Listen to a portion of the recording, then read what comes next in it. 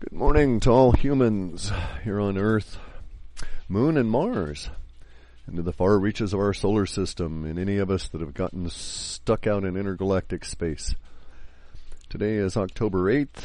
It's 2012. It's 7:22 a.m. here in the Pacific Northwest of the North American continent. We're the skinny one, two isolated ones if you're looking at us from space. And we've got a lot of stuff to go into today. This is the first new woo in a while. Some stuff is popping, and I needed to let everybody know that we're encountering some temporal markers. Forgive me, this is going to be tedious for both of us, I'm sure. Let's take a little bit of a divergence here. We've been suffering heavy-duty chemtrailing, which leads us to start waking up around 4 a.m. here, sneezing and snorting and trying to expel the nasty little nano aluminum particles and everything else they're putting into the air. They've altered the pattern of chemtrails, which I'll go into in a minute, but the result is that I'm probably super snouty, leading to the appellation of honky that was used as a derogatory response to the term nigger. And honky was because all of us white guys, especially any of us from the with a descent or ancestors in France, we've got these huge damn snouts, but yet we've got sinuses that are not really correspondingly that large or that open. So we always have this tendency to respond to stuff in the air. It makes us good coal miners and that kind of stuff because we've got a lot of hair in our nose and we can keep the particles out. But it doesn't make us good athletes, which is the non-melanin challenged peoples, the people that they used to call Negroes or of the Negroid descent. There's new terms in development at the moment. But African Americans of a particular racial profile with the wide nose and wide set cheekbones are genetically superior breathers and have sinus structures that make them the athletes that they are. They're able to suck in vast quantities of oxygen that just, no matter how much I suck here on my nose, I'm just not going to get the same response. I actually, as a little white guy, I've got an astounding lung capacity, but like the rest of us white guys, I've got these little tiny sinuses that intrude on that. Now, it makes me a good diver. Whereas black people in general suffer great degree more the potential for problems when exposed to pressure and gases under pressure. So, it's just how you're made. In any event, the chemtrails probably are not afflicting the black people as much as they are us French or Northern European descent white guys here in the Pacific Northwest. So, again, my apologies. If it's going to be a rough listen, you can just abandon it, and somebody, I'm sure, will write this up and let you know what I'm saying. You won't have to suffer through this. But there's been a lot of stuff going on. I'll try and keep this as concise as I can. Let's start with our first temporal marker. This is a really key one. This is the scandal we've been waiting for.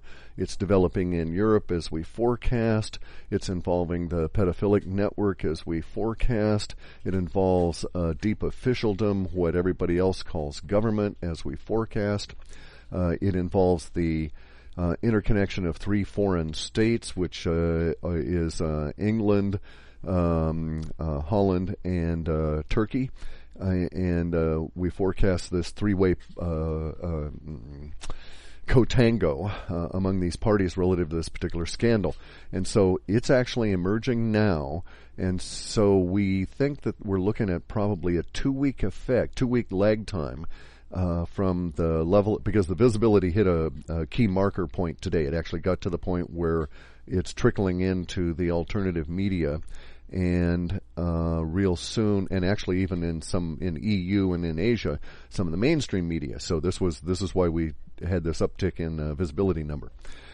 Since we reached this particular level with it, and it has all of the forecast components of the sexual scandal that's going to abhor everybody, and the murders that were involved. Basically, we've got a pedophilic child rapist network tied into the crematoria industry and body selling of parts of the children that they abuse through an intermediary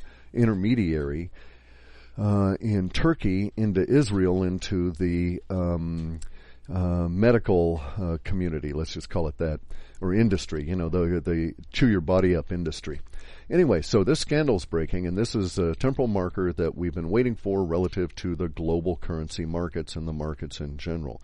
So I think we're within 2 weeks or so of because of the type of short-term language fade over from immediacy language, I think we'll hit a particular level of visibility that will start to shake the markets relative to the people involved with this scandal. So if you really want to see what's going on and you're in the stock market industry or money industry or that sort of thing where the rumors and ultimately the facts that come out behind those rumors make a difference in the flow of currency through you, then you would be well advised to track this scandal down and see where it leads, both in the direction of Turkey to Israel and then in the direction of London out of the central location in Holland, although there will be a Brussels involvement just because of the government officials and what's going on there. So follow that scandal because it's a big marker for the markets and their next movement, especially as related to hyperinflation. Okay, now in a sort of related, although it won't seem it at the moment, there's a really good interview out there with the Dr. Richard Allen Miller, done by Carrie Cassidy, and I have a link on my site to it, halfpasthuman.com, so that you can jump to it. It's through American Freedom Radio. She interviewed this guy. He's a physicist, something that goes to the point of quanta physicist or new age physics or science, vibrational energy physics, however you want to define it. There's so many terms that are all talking about basically the same thing. Anyway, this guy knows his shit. You can tell by listening to him because he sounds a lot like me. He's an old, raspy, bald guy that knows it so well that he cannot brook poor information out there, and so will interrupt and just talk over everybody just to let you know that, the stuff you're spewing out is crap, and he really knows what's going on. And he's not going to sit there and listen to something that he knows to be false. It's a weird kind of a syndrome. It's not arrogance, especially with us old guys. We're far from arrogant. The arrogance is actually a subset of a particular emotional structure that involves the hormone testosterone and feelings of power. And so without that, you really don't have arrogance. You really don't have ego. It may seem that way to people without the ability to discriminate, without the subtlety of thinking. But it's not arrogance. It's surety. It's certainty. It's confidence. And you just know because you've done it so many times, And it's in certain circumstances. I mean, you give examples where you got an old guy and he's in a raft with, say, 6 or 8 fellows, and they're, Zodiac kind of inflatable raft, and they're going down a river. And because he's done this so many damn times and seen such similar circumstances, even if he's not done this particular river, he knows when he can see and sense the danger in a way that these younger fellows can't. It's a matter of experience. And when he yells at them and whonks them on the head with the oars because they're doing things badly and going in the wrong direction, it has nothing to do with arrogance. He's trying to save their damn lives. And so this is kind of the way that Miller is coming across. It's not arrogance. It's surety. It's certainty of knowledge and confidence. Well worth listening to. It's a long interview, but he talks about the deep sci stuff, the secret ops kind of things. The guy is obviously connected. He's easy to track down relative to his bio and Boeing, in spite of the fact that he disappears for long periods of time relative to what's reported about him. He's not invisible. And so you can indeed support his words with evidence of his walking around on the planet for a number of years. I hope that we get more interviews out of him. I'll try at some point. I've ordered his books and I want to read them, and then I'll see if I can't get hold of him and invite him to chat with me. If I can figure out how to record it, I will do so. and put it out there because he's well worth talking to. One thing that we just kind of glossed over in that interview was a statement, pay attention for it, where he talks about consciousness allows you to change the script. Very important information there. Now, next item here is government, getting back to the scandal in a way and getting back to the chemtrails, tying all this in together.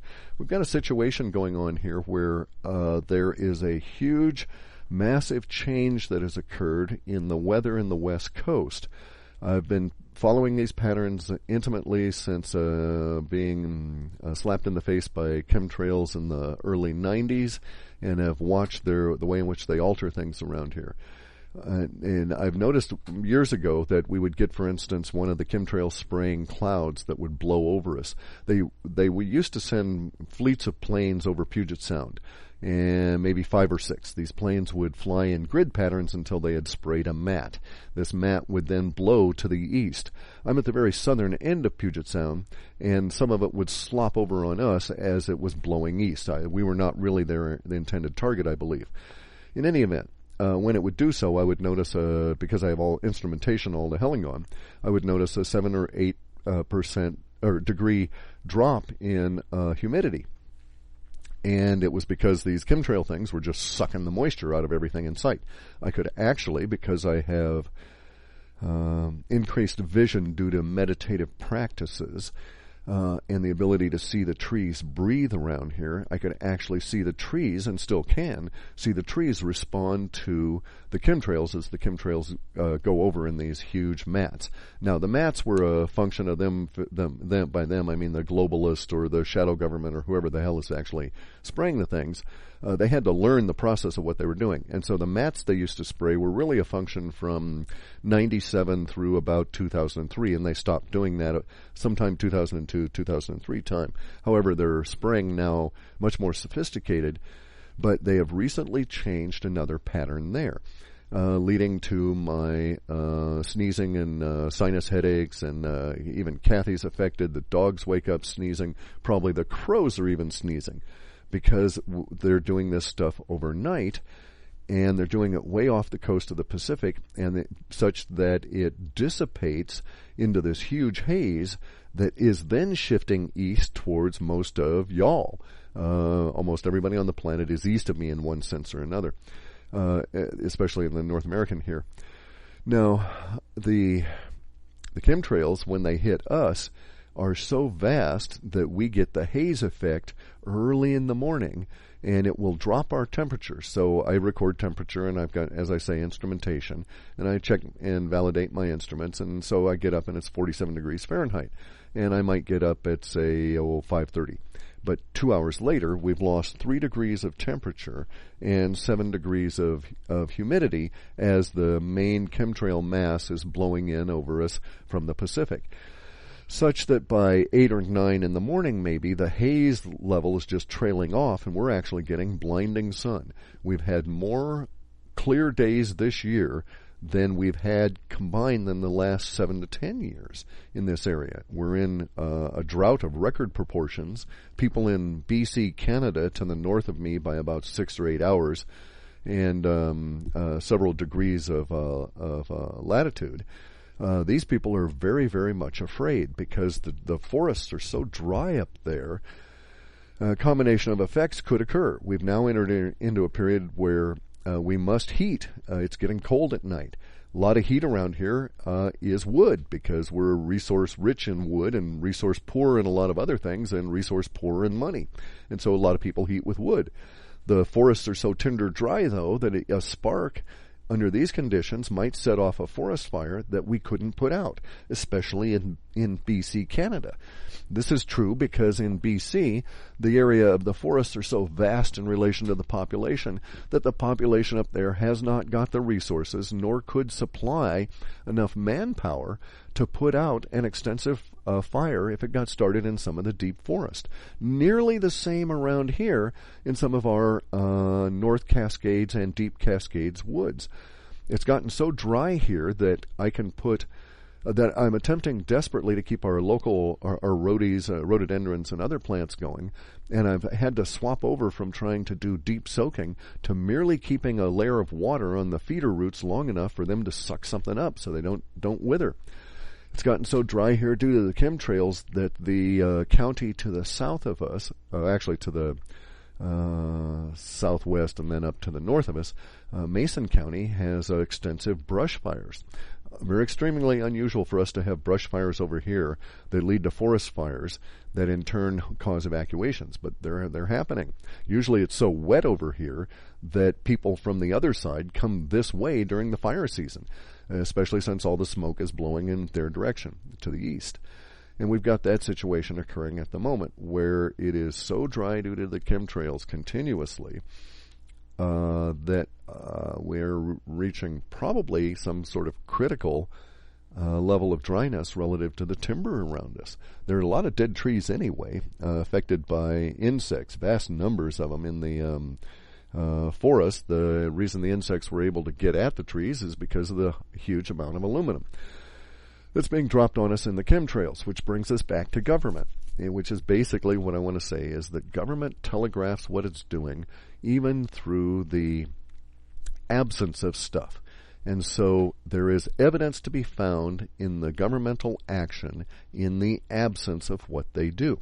By this, we have a discrete example for this is that a number of years ago, all of the sampling organizations in the western states, California, Oregon, and Washington, and even in BC, Canada, and even in Alaska, as part of this Region 10 international cooperation thing going with Canada, all of our governmental agencies agreed to do what?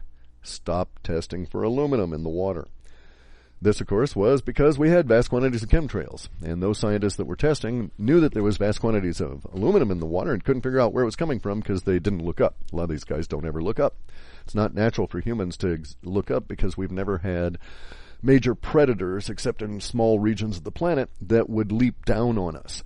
Usually predators for us or nasty situations come from the ground. It's either poisonous or the risk of stepping on something that can cause a problem because we were barefoot to start with. We didn't understand shoes for a while. And even if you had shoes, you had to watch out because there's still nasty stuff all around. And most of the predators that would get us would be at eye level or ever so slightly above, but not looking directly up.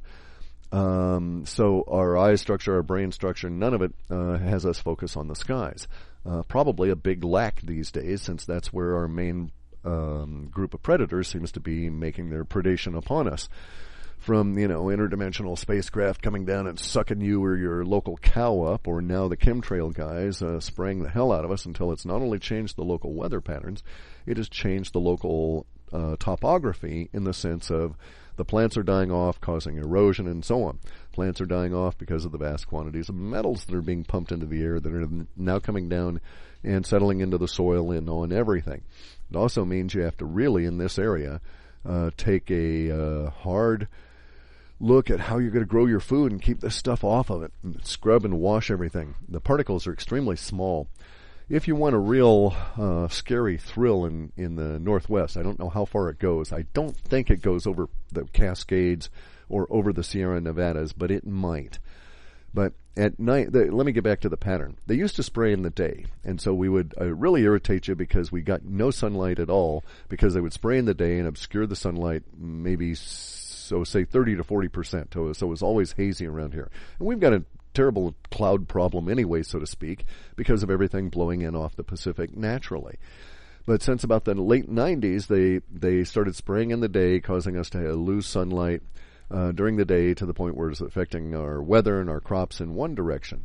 Now, this year, 2012, for whatever reason, recently, they've started a program of spraying at night and leaving us alone during the day. The combined effect of this is the chemtrails pass over early in the morning, headed east, and they're huge. The mats they used to spray here might be, I don't know, say 600 miles to a side. Now these things are probably several thousands of miles, tens of thousands of miles maybe on the side. Anyway, these mats of chemtrails blow over, suck the moisture up out of the ground, out of the trees, out of the air, everything, and then we get hit by the sun. And so we're not having dew the way we used to around here. It just is getting removed as the chemtrails are go over. We're also losing 2 to 3 degrees of temperature as they go over temporarily. And then we get hit by the sun. Now, I appreciate the sun. It's nice. It's a good thing. It makes the plants grow. But at the same time, without our normal ecosystem and the normal transpiration, respiration process that gives us the dew and the protective moistures and our rain, we're basically screwed because we're sitting in the largest concentration of forests outside of Siberia and the Amazon. So it's perhaps potentially a very nasty situation. A lot of us on the West Coast could flee to the water if we get to the point where the land literally catches fire. But anybody, if it does, it would be as bad as volcanoes in terms of altering the weather for the planet as a whole, and something to be considered. So anyway, the government has stopped aluminum testing a couple of years before we get hit by the chemtrails. And other examples of the government evidence through absence is they stopped reporting M3 before the hyperinflation by a couple of years. And now we've got the situation where we're hearing about all the ammo purchases. But they're not saying anything about that, of course. Sort of an inverse absence of evidence, because when you go to buy ammo, there ain't none. And they don't really want you to have it. It's an issue of information coming to the point where the trends are collapsing in on themselves, and being able to highlight certain trends gives you big insight into the future. So, for instance, look at all of the things. If you want an interesting, I can't detail them all here because it would just take too much time and I'd get really distracted by each and every one that I brought up just because they're all interesting. But if you want some fascinating study, after you've listened to the Alan Miller or Richard Alan Miller interview, go and see if you can find long-term reporting from the U.S. or any government for that matter, reports of potential crop sizes, erosion factors, rain patterns, any of that simply is not being done. I think it's because the Council on Foreign Relations and all of these kind of people recognize that it's not worth the trouble, and they can divert the money to something else. It's not worth the trouble because it's not projectable anymore. It's not projectable anymore in terms of crop cycles and this kind of thing, simply because they know what Miller knows, what I know, and that is that the sun is shifted, or the Earth is shifted within the cone that it's following in the sun, and it is in the process of shifting, continue to shift for probably radically for the next 4 or 5 years, and then gradually trail off. I don't know how long the process will take in toto. But because it's shifting, we're getting a situation of no pattern in terms of our weather. So we have certain weather conditions today that I'm not going to assume will exist this time next year. The weather patterns next year may be radically different. We may be getting into a situation where here in the Pacific Northwest and maybe in the Northern Hemisphere as a whole, we have 2 seasons.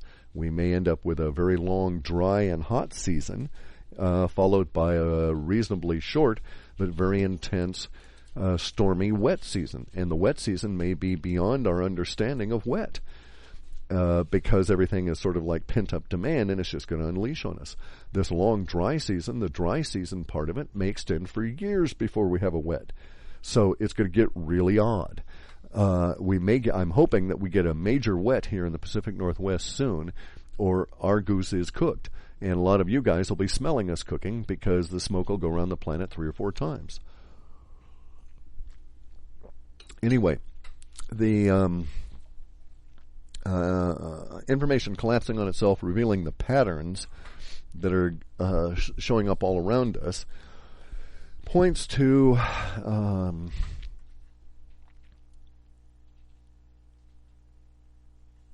the reaction of the government drivers or owners to the conditions around us. We see, for instance, the blatant attempt to manipulate reality via what they think of as magic ritual by their satanic majesties, short and dumpy, bad-dressing woman, and tall and scary, hopefully going to die real soon man claiming to be the owners of Britain and all the people in it. These two individuals and their crime family went to a great degree of trouble and spent a lot of money and blatantly splashed the planet with their rituals during the Olympics here, both opening and closing. Those rituals, for the main, have not seemed to generate the same level of magic and response that they have in the past. Things seem to be, for the powers that be, becoming muddied as they are losing the information war. Their magic only works on the unaware and unawakened. So, for instance, it's like any other magic trick. If you see a guy on a stage and you watch him do his little magic trick and you know that he's palming the little ball and that the ball's not a ping pong ball, it's a collapsible foam ball, well, there's no magic involved. There's no suspension of disbelief. There is no understanding. There's no energy put into it, and that's what their satanic claim to be majesties are running into. And all the powers that be, Council on Foreign Relations, Tavistock, all of these guys are running into a situation where their magic rituals are starting to fail, and they're failing because they can't ripple through large amounts of population. This is just one way of looking at it. I could explain it in a number of different ways, but it's very much like those people who wake up are standing around and were obstacles to the free flow of bullshit magic thought. Very much like the little stanchions that are in a what are those things called? Like a pachinko or one of those games. Can't think of the name of it at the moment. Pinball. When one of the pinball games, the little ball drops at the top of the... most of you people have never seen them because you play video games, but it's a mechanical device that literally has a ball roll down this slanted sheet of metal, and it can flow all the way down to the bottom. And you have these little flippers, and you can engage it and keep it going up. And it's sort of a good thing for a mindless kid very high on sugar to do for a while. But in any event, there are these little stanchions in there that prevent the ball from rolling down smoothly and alter its path. That's what's happening at the moment. One way to look at this is if you've got a few thousand people in a small city back in West Virginia somewhere, and you got a wild-eyed, rabid astrologer sitting around reading everything he can get from 19 different screens on the internet, and he can tie it all together because of his astrology vision, and he goes on down to the local bar, and he can't keep his damn mouth shut to the point that he irritates people, but sooner or later some of them start listening. Their level, the people that are listening to this rabid astrologer babble in his beer about all the bad guys and their belligerent plans, he's one of these stanchions. He stands up there and the little steel ball runs into him, and it must bounce. It can't flow through the way that they want it to, because they get their magic by flowing the energy through, and it picks up more magic. It's a resonance effect. Standing waves picking up more energy through causing sympathetic resonance in other standing waves, and sort of like extracting the energy from them. And that's basically how the universe works for these guys and what they're doing with their magic. One way to look at it and one way to discuss it in words. So you got your rabid-eyed beer-drinking astrologer back there in West Virginia babbling to all of his buddies. And these buddies of his, they start thinking a little bit. Their few brain cells connect in a way that they wouldn't have otherwise. And so when their satanic majesties run out their crapola Olympic stuff, some of these guys back there in West Virginia are going, huh? Now, they may not, in their own minds, disagree. They may not respond to themselves and say, what a load of crap. Look at all the symbolism here. Look at this tie to the Illuminati there. Look at this symbol goes all the way back to the ancient mystery schools. Oh, and here is their transitional tie to the serpent DNA that they think rules their life clan, and so on. But beer-drinking astrology's buddies may think in there going, and wondering, they themselves act as an impediment for the flow through of this energy rippling through.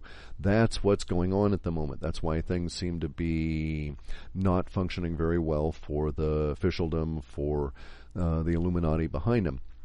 That's why there is a certain level of discordance. A lot of this has to do with the solilunius, where the sun's pumping out energy and our brains are heating up in the temporal lobe because we're basically gigantic quasi-crystal vibrating machines in our brains. And brains don't actually process, they process thought. They don't create it or store it or hold it or any of that kind of stuff. They're just, if you will, they're an antenna, extremely well-tuned antenna, and have multiple functions that we wouldn't ask of a regular antenna here on Earth. Anyway, though, getting back to it, the buddies there acting as impediments to the free flow of energy have caused the officialdom a problem. Rednecks ain't responding the way they should. You got people in the cities ain't responding the way they should or were expected to. The energy isn't flowing. The people at the top have got some real issues. Things are starting to break down. And I was actually going to start this whole thing and call this one the quirky personalities. Quirky, as in odd, bizarre, strange, that kind of thing. Because if you'll notice, it's quirky personalities that are coming to the fore in the alternative media world, presenting the information that ultimately shows up to be true. It's not a normal Dan Rather media presenter kind of a fellow who tells you that behind the illusion of the vibrations so fast that we think them solid, there are interdimensional beings that are capable of screwing with us at an energetic level, and we're just too sensory bound to understand this. It's rather David Icke, who used to be a TV presenter, and he decided, or universe decided for him probably, that he was a quirky personality, and so he had to undergo a few trials and tests, as we all do. And his caused him to become more intense in his vision, and he's the guy who came on out and told you all of the stuff about the way that reality really is. And the TV presenter kind of guys, the TV anchors, they sit over there and they read the babble that someone writes for them from Tavistock or from Council on Foreign Relations, and it aims you at wars and attempts to get your mind to buy into their vision of the reality. And they are not a quirky personality. So universe has decided that, well, it's going to deliver its message through quirky personalities.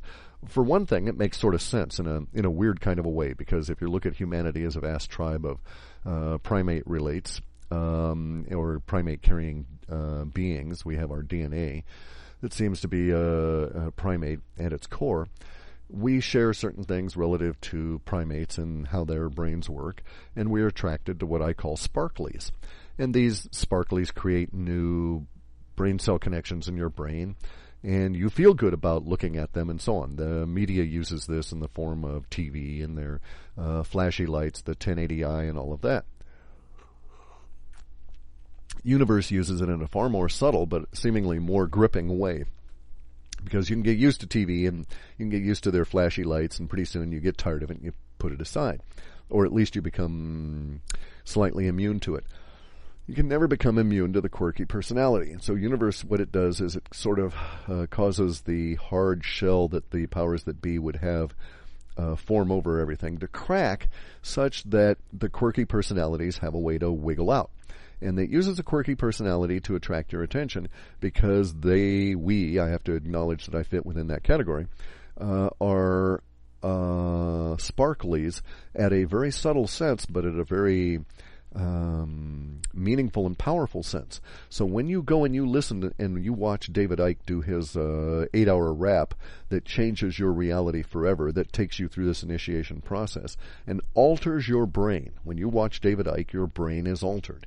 It is altered in a far more meaningful way than TV alters your brain, because TV alters your brain in the short-term memory fashion, and it actually blocks long-term memory and attempts to block analytical interconnecting pattern formation. David Icke, on the other hand, makes your brain create new patterns and causes your brain to shift its consciousness in his initiatory process into a new form of analytical thought.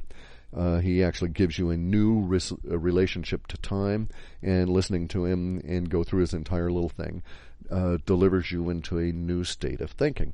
The same can be said if you go and you watch like some of Jay Weidner's movies, especially if you put those together about the Stanley Kubrick thing, because it's an initiatory process. Or if you read the book about the Cross of Hendai, it's alluded to in there.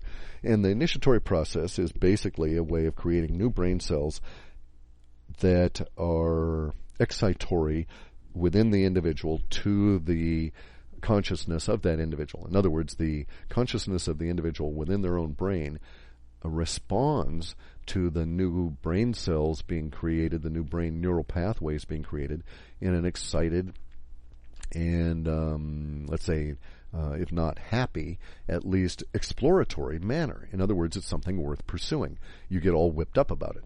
So you may not like the information. It's all 100% true. I mean, you go and listen to David Icke. He's not going to tell you good things. He's going to tell you good things, actually, but he's going to have to tell you a whole lot of bad shit for you to get to the good things on the other side. And so there's a lot of stuff that could be quite depressing. But in the end, the changes in your brain are such that you become settled with it in a way that is unexpected and actually causes growth for you. And that's the way it is with Jay Weidner and a number of these other what we can call alchemical speakers, where their goal is to actually take you through a martial arts sort of an experience. David Icke and Jay Weidner's David Icke speaking, Jay Weidner's movies are in a way an initiatory process towards meditation, because they form certain pathways in your brain that can also be formed in the meditative process. Not to say that listening to David Icke or watching Jay Weidner's movies are going to put you to sleep or put you into a meditative process. They are not that. I'm saying they are akin to it, and that they form some of the same neural connections that you can also create in the meditative process, should you decide to go that route. Now, the point of all this is getting back actually towards the idea of bursting energy and changing the script, which was alluded to in the discussion, the interview with physicist Richard Miller, because we're right at that point. We've got all of these evil, nasty bastards out there attempting to use magic and change the script on all of us. The way they're attempting to change this script is to form around themselves nexuses of energy with our consciousness. If you change your consciousness, you change their ability to use it for their ends. And so you actually end up not only becoming a blocking point because you instantly remove yourself from their power, but then because it can't flow through you to others, you hear somebody give you the... I've had it happen to me. Somebody was a good friend of mine. He could not get his head out of TV. All he kept doing was, during the Bush years, and there were a lot of them, he kept responding with the Republican talking points. That was all he did, was he kept saying back to me the stuff that was in TV. It was as though he had no original thought. And finally I just told him, well, I can no longer associate with you, because every single thing coming out of your mind, out of your mouth, affects my mind if I allow it to go unchallenged, and therefore I must challenge it, and this will be a barrier between us, and you will hate me eventually, because I'm going to dispute every damn thing that's coming out of your mouth, and you're obviously not, basically, he was obviously not willing to pursue and go to the intellectual trouble of taking the next step and becoming aware, or universe doesn't want him to, whatever the reason. And so we couldn't be friends anymore. I don't dislike him or anything. It isn't that. It's just that I would have become a real huge annoyance to him. Simply because you can't allow the big lie approach, once you become aware, you can't allow it in your presence. That's why most of our relatives and all our friends don't like us anymore. Because once your mind is aware, you're not going to like this Miller. He's telling you the truth because and understands what's going on just because of the way he delivers his information. He's not going to sit there and let his mind be polluted by stuff he knows to be crap. And so we're all at that stage on a huge level now. We're right at the threshold of crossing the chasm in the computer sense of the word, where there's enough of us that are aware that the early adopters and the early visionaries have now spread the word, and if we can go a little bit further, then we can start rippling into the main mass of the population becoming aware. And as that occurs, there's a fundamental transformation that occurs within the organization. Now, this organization that we're speaking of is terrestrial humanity. It may also extend to Martian humanity. I don't know. There's a lot of rumors to that effect, but we can't really say. Basically, in conclusion, though, all of these things leading back to this particular point in time. We've got the confusion of the election coming up. We've got a temporal marker that is huge. This scandal cannot be underestimated. They're going to try and clamp it down. It goes deep within all those weird supporting organizations for the Catholic Church that are all associated with the hierarchical organizational structure under which the older Catholic Church practiced its martial form. That is to say, there's all these Catholic organizations that are all based on castles and knights and Knights Templar, all of this. I mean, all the language going to that part. There's all these weird organizations that, from a conceptual viewpoint, go so far and then stop. And they are going to really be impacted by the way in which this scandal is going to break. And its ripples. It's also going to affect the markets, probably over the course of the next couple of weeks. I don't know if it'll affect the state of the elections here in the U.S., although it may amplify the confusion, and it may get into the point where the economic stuff ripples in. It's going to be a real tight race to see which breaks here first. The media is so controlled here, I don't expect it to come out of the media, but we may get a large enough ripple through European media and the European currency disruptions here that there will be a kind of a what the fuck moment right around the period of the election, and that may contribute to our confusion. So anyway, I'm going to slow down here and go get some breakfast and start doing some work and try and get out of this chemtrail state. At least I don't have another one of those sinus headaches brought on at night. Those are insidious things. Just to let the guys over at Tavistock know. This is really funny. As speaking of, there's, you can extract patterns by a sudden lack of things. Evidence of absence does provide evidence in and of itself if one is astute enough to look. And it's just really curious. We have a slap you in the face version of it, because I think I've been told that over at GLP at the Gulper Forum, which is the Godlike Productions, which is owned by Tavistock, which is the mind control outfit that tries to start wars and fuck us all over, basically. That you can't put my name in there, you can't talk about web bots, and you get banned. So guess what? Humans are an inventive group, and so now they're out there, I guess, saying, he who must not be named. It's like, okay, so they basically created a new name for me. And so now, nonetheless, see, even my stuff is over there being discussed. My criticisms of the Gulpers and their association with Tavistock are still being discussed, even though my name can't be used. And I find this thing just so terribly amusing. The harder you try, the more universe comes around and fucks you if you're not going in the right direction. Now, this comes back to the harmonizing. If you listen to the Dr. Miller interview, he calls it flowing from the officialdom viewpoint. It's what I've always referred to as harmonizing with universe. From the Aikidoka vision of reality.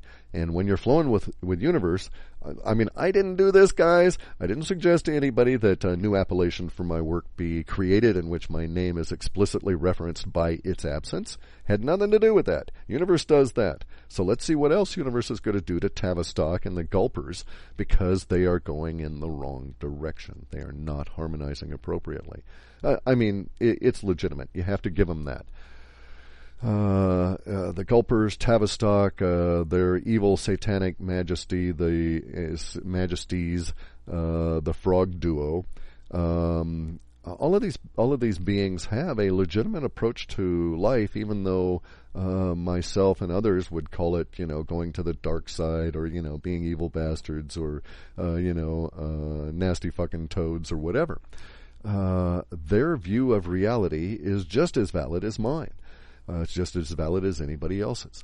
So I actually don't criticize their view of reality, and I don't make myself their enemy.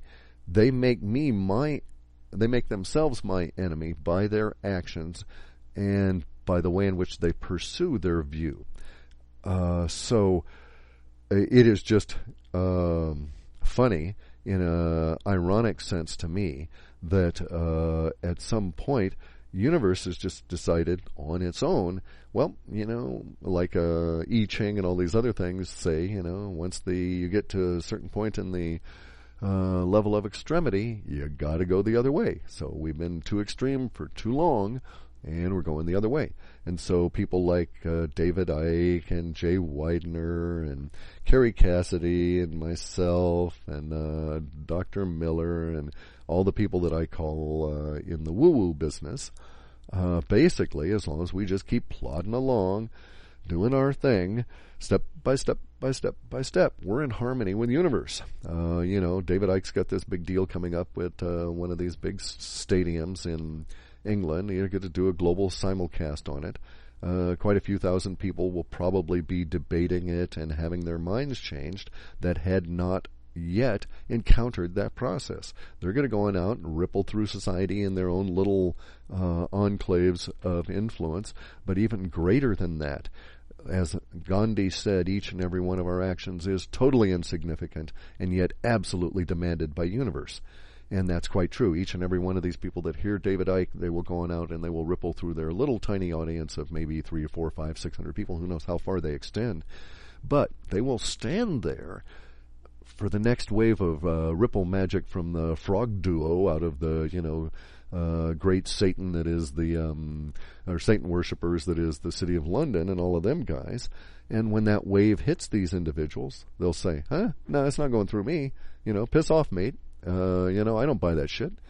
And so they act as that barrier, and that single individual barrier that is that individual guy standing there in a small little village in England because he was initiated through the process into this new way of thinking by watching David Icke and then thinking about it and even bitching at him and saying where he's wrong and then thinking about it some more and saying, oh yeah, I guess you are right. That kind of stuff. That stanchion keeps the ball from rolling cleanly into the powers that be's little slot at the end of time. And apparently there's a whole lot more stanchions standing right behind us and a whole lot more behind them, and they're starting to pop up with some real seriousness at the moment because the powers that be are running into some seriously impacting problems. It's going to get really interesting from the point of the U.S. elections onward. That I'm going to sign off here in a minute, but the temporal marker that is this scandal and the murders and the bodies and all of that kind of stuff. I mean, it's quite gross. This temporal marker should not be underestimated, and I'm telling everybody who's in the currency business, who's in the money business, who's part of the evil bankster cabal that I know listen to these guys. It's here now. This is the connection. And so if you're going to be in that business, be prepared for what's going to fall out from it. Hopefully you'll be as disgusted as the rest of us. If you find you are not, watch out. You're the individual we're going to be coming for. So guys, all humans here on Earth, Mars, the Moon, all of us in this particular solar system, and any of us that have ever gotten and found our way outside the celestial embryo, the celestial womb here. Thanks for listening. It's going to be a very interesting time over these next few weeks. And go and listen to that interview with Miller and start looking at some of the other things I brought up. Thanks.